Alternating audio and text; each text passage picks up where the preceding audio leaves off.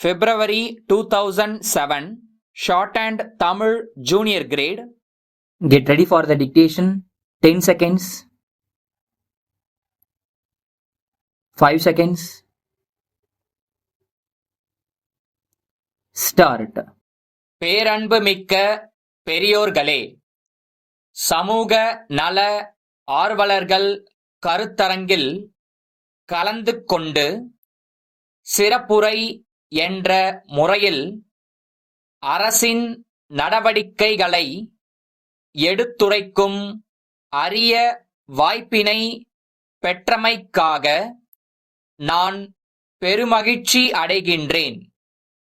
பாமர மக்களையும் படிப்பறிவு இல்லாதவர்களையும் விழிப்படைய செய்வதில் உங்களுடைய பணி மகத்தானது என்பதில் ஐயமில்லை. எல்லா பணிகளையும் அரசாங்கமே செய்ய வேண்டுமென்று மக்கள் எதிர்பார்ப்பதில் தவறில்லை. ஆனால் அது இயலாது என்பதை நீங்கள் அவர்களுக்கு புரிய வைக்க வேண்டுமென்று கேட்டுக்கொள்கின்றேன்.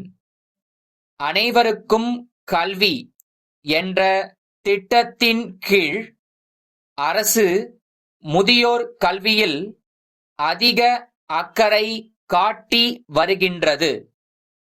அரசு பணிகளிலிருந்து ஓய்வு பெற்றவர்களும் படித்துவிட்டு வேலைவாய்ப்பை எதிர்நோக்கி இருக்கும் இளைஞர்களும் முதியோர் கல்வியில் பெரும் பணியாற்ற முடியும்.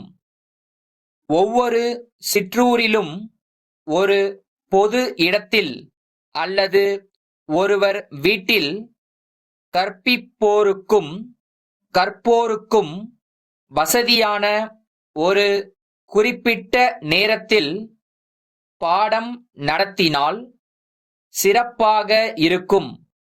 இப்பணியை பெருமையாகவும் பொறுப்புடனும் செய்தால் 100க்கு 100 வெற்றி என்பதில் ஐயமில்லை.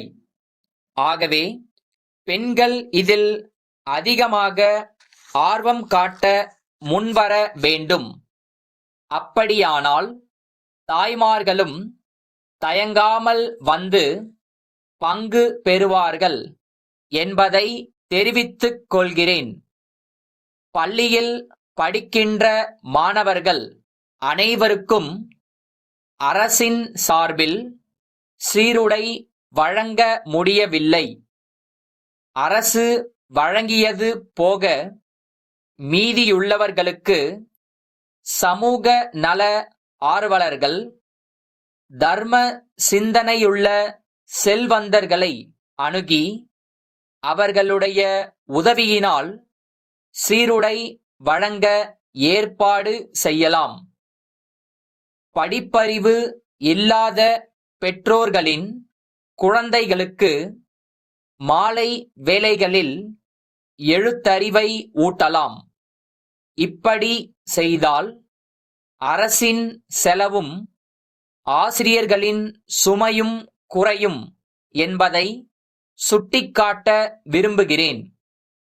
அண்மையில் ஒரு கல்லூரி நிகழ்ச்சியில் கலந்து கொள்ளும் அரிய வாய்ப்பு எனக்கு கிடைத்தது.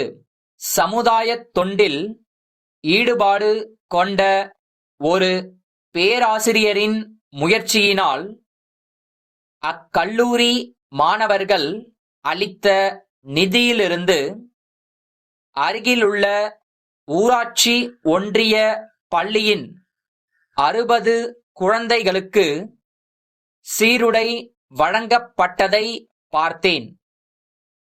மாணவர்களிடையே இப்படிப்பட்ட சேவை மனப்பான்மை வளர எதிர்காலத்தில் நம்முடைய கல்வி முறையிலே உரிய மாற்றங்கள் கொண்டுவரப்படும் என்பதை தெரிவித்து என் உரையை முடித்துக் கொள்கிறேன்.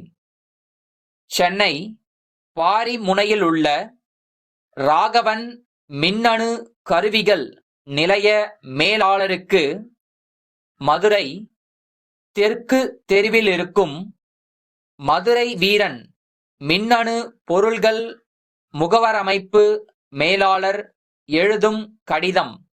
அன்புடையீர், வணக்கம். தென் மாவட்டங்களில் மின்னணு பொருள்கள் விற்பனையில் எங்கள் நிறுவனம் கடந்த 15 ஆண்டுகளாக சீரோடும் சிறப்போடும் செயல்பட்டு வருவதை அனைவரும் அறிவர்.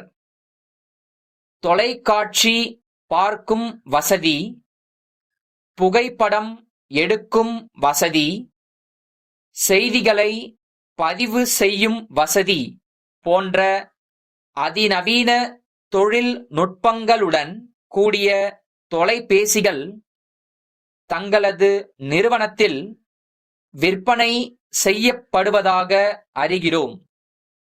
அது பற்றி எங்கள் வாடிக்கையாளர்கள் விசாரித்த வண்ணம் உள்ளனர். ஆகையால் தாங்கள் அத்தகைய 10 தொலைபேசிகளையும் அவற்றிற்கான விலை பட்டியலையும் உடனே அனுப்பி வைக்கும்படி கேட்டுக்கொள்கின்றோம். இத்துடன் முன்பணமாக ரூபாய் 50,000ற்கான வரைவோலை ஒன்றை இணைத்துள்ளோம்.